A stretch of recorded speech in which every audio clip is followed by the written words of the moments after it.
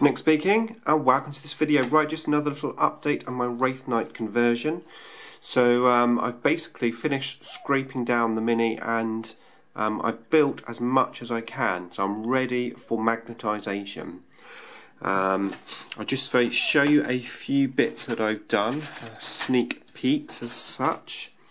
So this is the Klingon backlift, and I've basically put the hand in, filled in the gaps with some green stuff.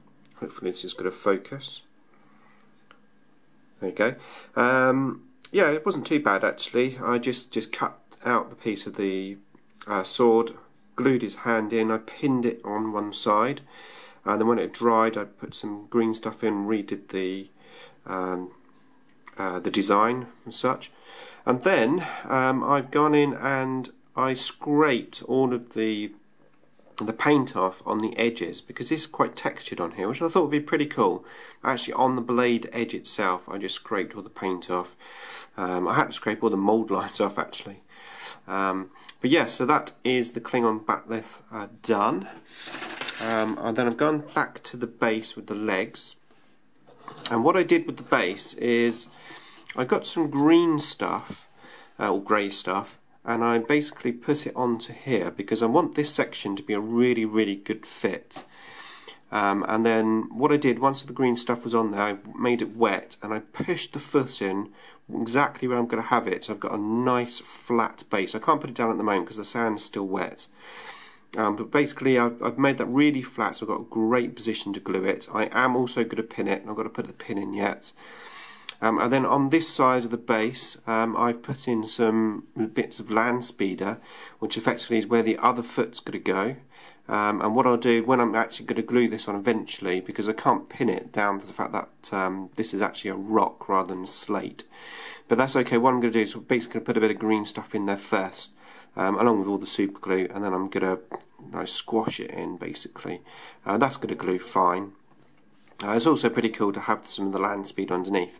Now this isn't finished, this base, I still have some more work to do. I've still got to put some more land speed of rubble on there, etc. But that's how far I've got. Now I have to say, I think this kit is absolutely fantastic. It's a really good kit. Not only does it look really good, but it's very interchangeable. Now, as I said, I am going to do some magnetising tutorials on it.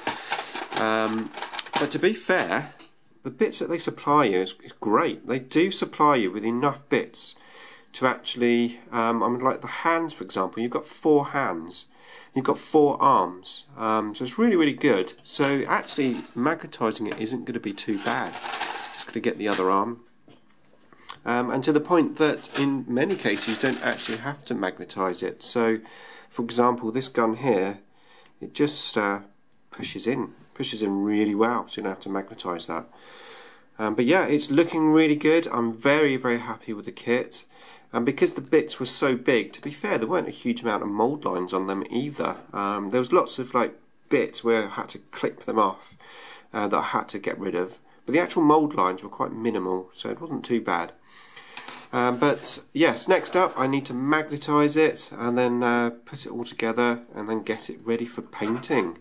So hopefully you enjoyed the video, enjoyed the update, and I shall see you in the next video. Thanks for watching.